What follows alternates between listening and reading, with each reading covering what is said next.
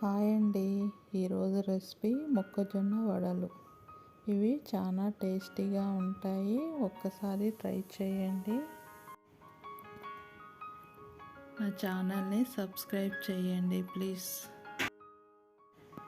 ఈ మొక్కజొన్న వడలకు కావలసినవి 1/2 కేజీ మొక్కజొన్న గింజలు, ఒక పెద్ద ఆనియను, 15 వెల్లుల్లి రెబ్బలు, 1 స్పూను ధనియా, 1 స్పూను జీలకర్ర, రుచికి తగ్గ సాల్ట్, ఒక 12 ఎండుమిర్చి, 2 స్పూన్ల షుగరు.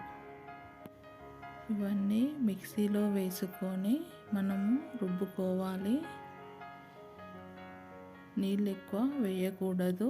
చూడండి, ఈ విధంగా రుబ్బుకోవాలి. పిండి కొంచెం మెత్తగా కాకుండా గరుకుగా ఉండాలి.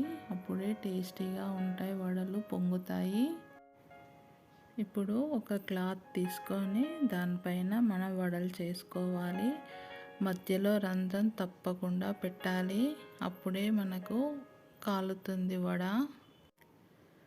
కొంచెం మందంగానే చేసుకోవాలి వడ. ఒక బాండిల్లో మనము ఆయిల్ వేసుకొని, ఆయిల్ వేడయ్యాక ఈ వడలు వేసుకొని కాల్చుకోవాలి. ఈ వడ కొంచెం కాలాకనే ఇంకొక వడ వేసుకోవాలి.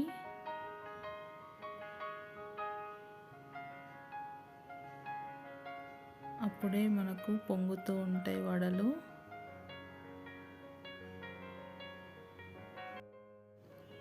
ఈ వడలు నాన్ వెజ్ తోటి తింటే చాలా టేస్టీగా ఉంటాయి.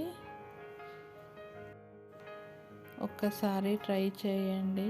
Thank you for watching.